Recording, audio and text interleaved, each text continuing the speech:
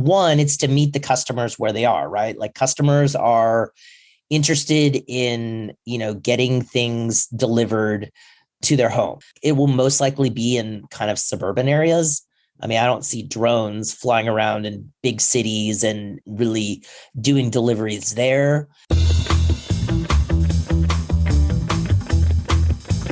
You're listening to the Drone Radio Show podcast, the show about drones and the people who use them for business, fun, and research. Hosted by Randy Goers. Hello, everyone. This is Randy Goers, and welcome to the Drone Radio Show podcast, episode 367. How are drones affecting the food delivery industry? For that question, we head to Richmond, Virginia, to speak with James Shea, founder and publisher of the Food Delivery News. The Food Delivery News is a multimedia business publication that covers the intersection of food, technology, supply chain, and delivery. It covers the changing world of food and how it travels from the farm to the kitchen and finally to a consumer's table. The Food Delivery News is a division of Media Lab Studios, a content studio that works with small and large businesses, helping them tell their stories through a variety of media. James has over 20 years of experience in the media business and writes about the intersection of food and technology. An emerging area of interest in the food delivery industry is the increasing use of drones by restaurants and grocery stores to deliver food. In this edition of the Drone Radio Show, James talks about the Food Delivery News, what restaurants are looking for in food delivery, and how drones are filling that growing need. But before we hear from James, I want to share how you can connect with and support the Drone Radio Show. I've created a space where we can talk about the podcast and all things related to the drone industry. As a Drone Radio Show advocate, you'll be able to talk about current shows, bounce around ideas for future episodes, suggest questions of upcoming guests, get some behind-the-scenes insights, pick up some Drone Radio Show swag, and gain access to exclusive content. To become a Drone Radio Show advocate, go to patreon.com/Drone Radio Show. And by the way, if you have a great story on the use of drones that you'd like to share in a podcast, contact me at randy@droneradioshow.com.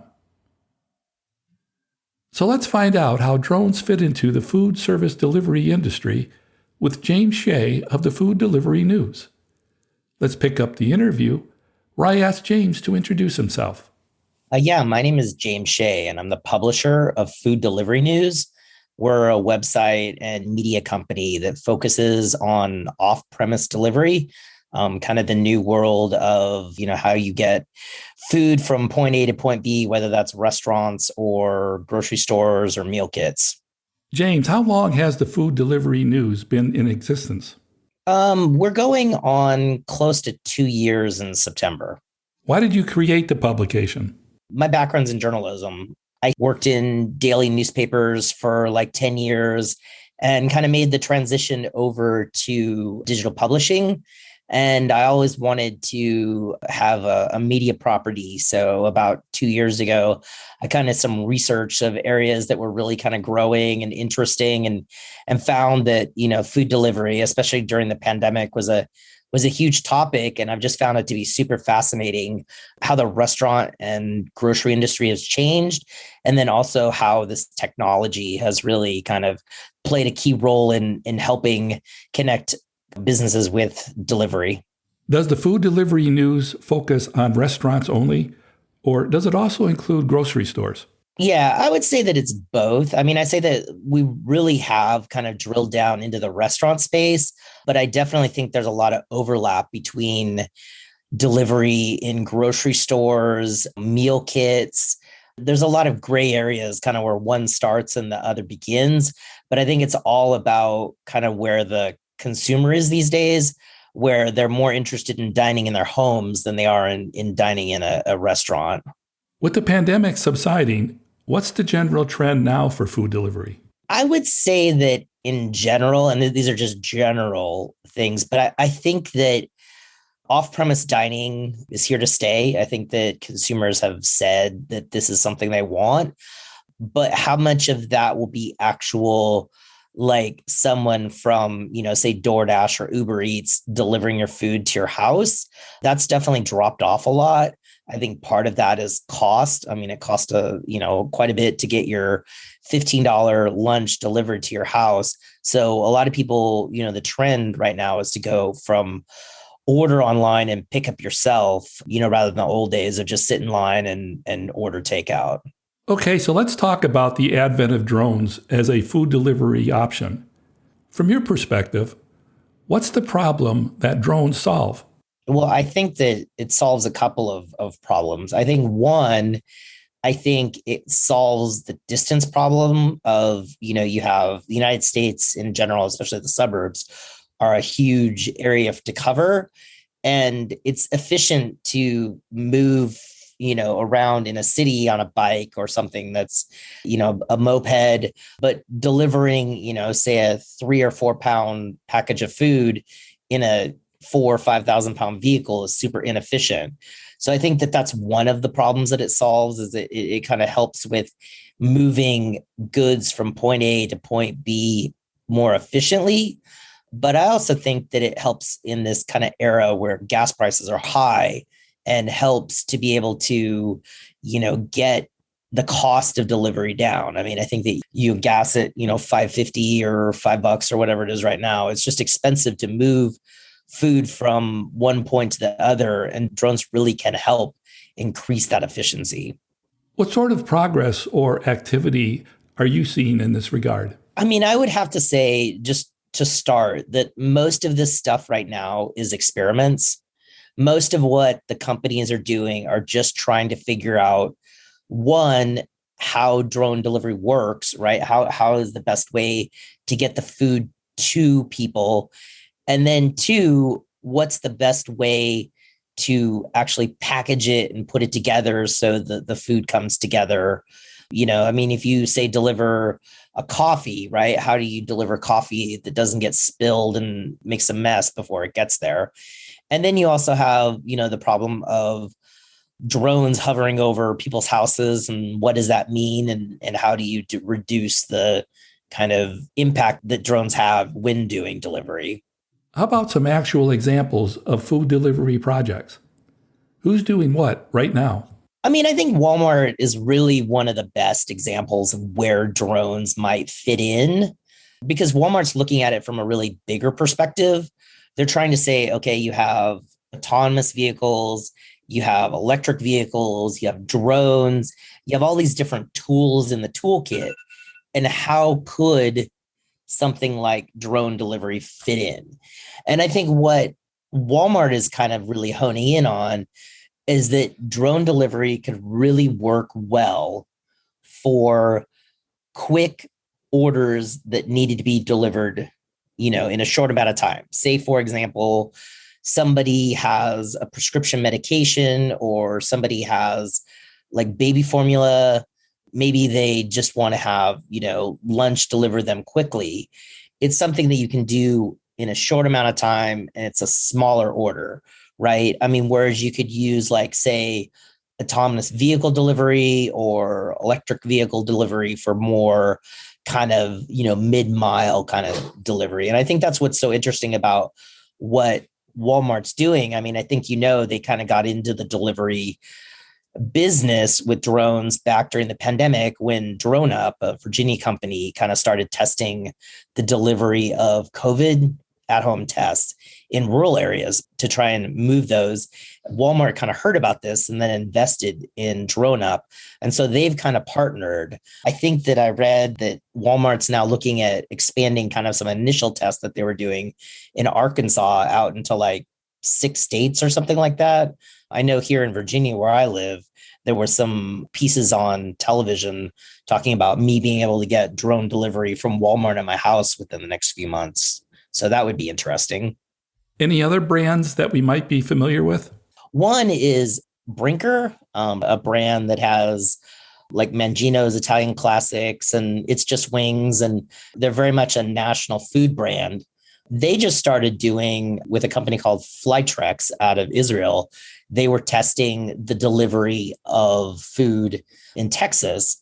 And the way Flytrex technology works is like, well, some people have tried to say maybe you could just basically get the drone really close to the ground and just drop the package. But Flytrex, what their idea is to use a cable. And so the drone kind of flies over someone's backyard. The cable lowers down the food and then releases it and then flies away. And so they were doing some experiments in Texas with kind of backyard deliveries.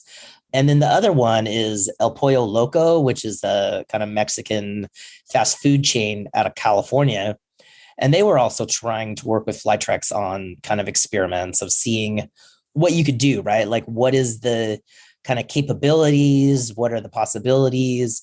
Does the food get there in a reasonable amount of time and in good condition? And so, those were just experiments, right? And then the other two that I kind of want to talk about, I think Uber Eats is kind of looking at this stuff. They did some delivery of McDonald's in 2019. I have not heard about anything recently. And then finally, Wing, which is the Alphabet drone subsidiary, they did some deliveries recently of ice cream and prescription drugs in Dallas-Fort Worth.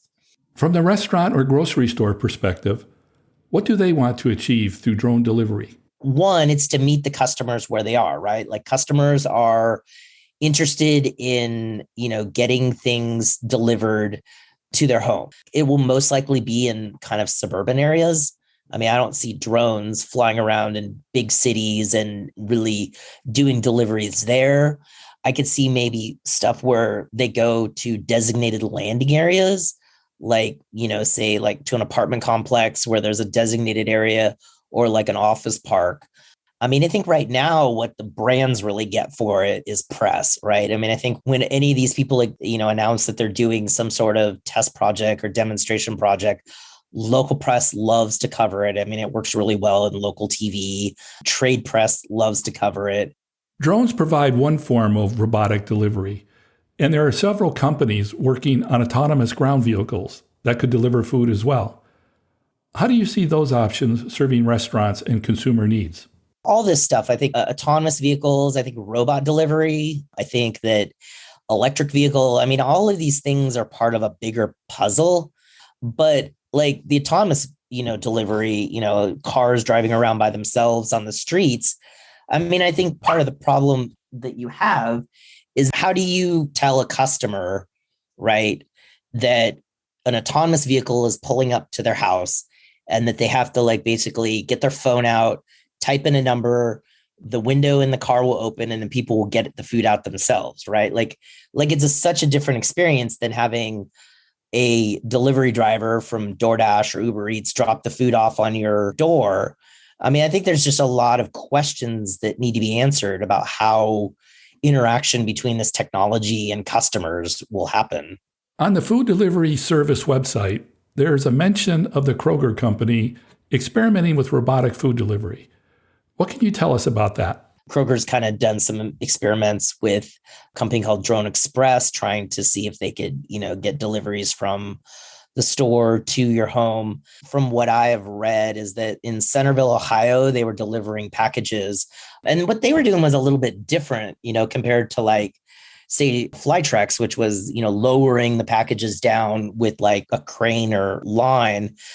Kroger would get the drone 5 feet from the ground and then just literally letting it go. And it was put in bubble wrap. And then I guess they're hoping that it will be strong enough to survive the 5 feet or 10 feet or whatever.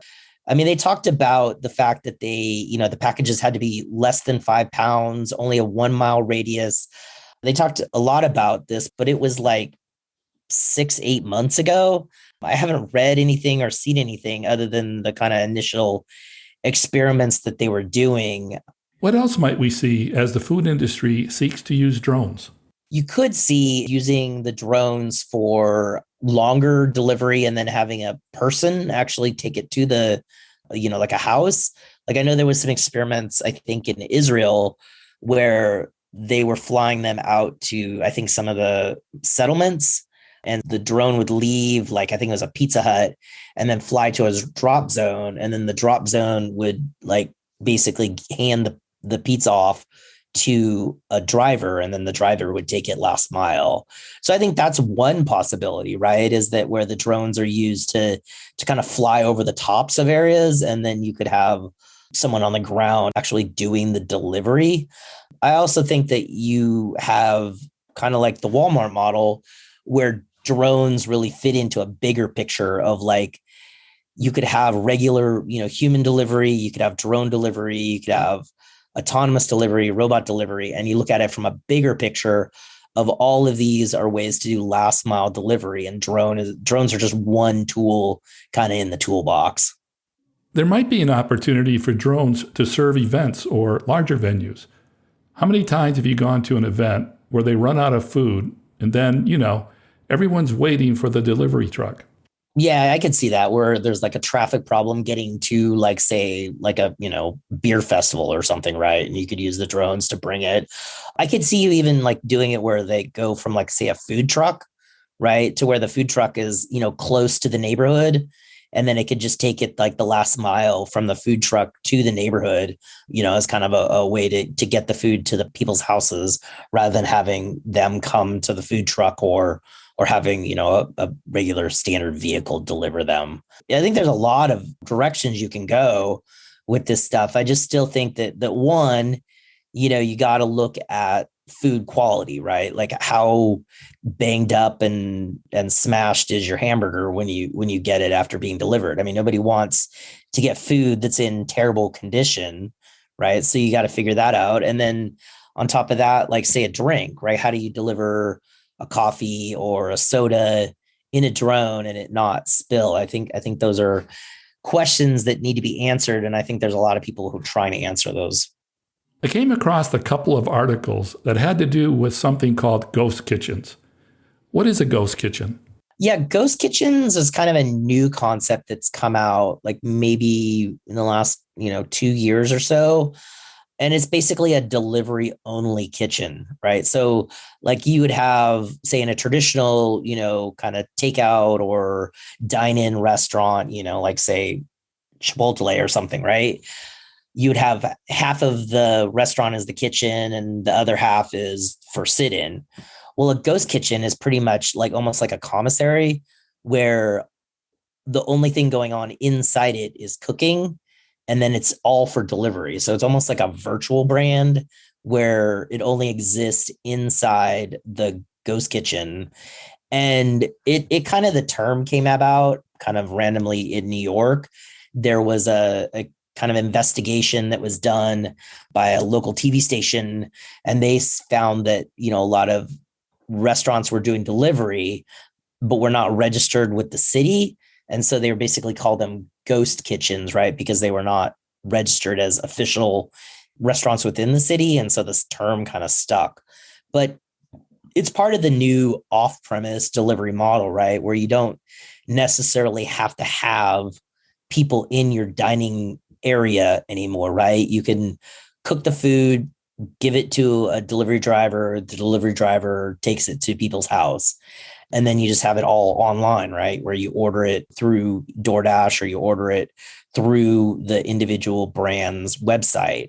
And it's just a new model of operating a restaurant. And I think a lot of restaurateurs like it because it requires lower operating costs or startup costs, right? They don't have to put huge amounts of money into refurbishing a space, into, maintaining a huge staff to maintain that. So you could open a ghost kitchen a lot more efficiently. And big brands have done it where, like, say, Wendy's would move into an area where it doesn't have a store and then would experiment and see if there is demand for the Wendy's. And if they do get enough demand in the ghost kitchen, they might think about building out, I don't know what it costs to build out a Wendy's location, but, $1 million or whatever. So just one of the newer models for restaurants right now.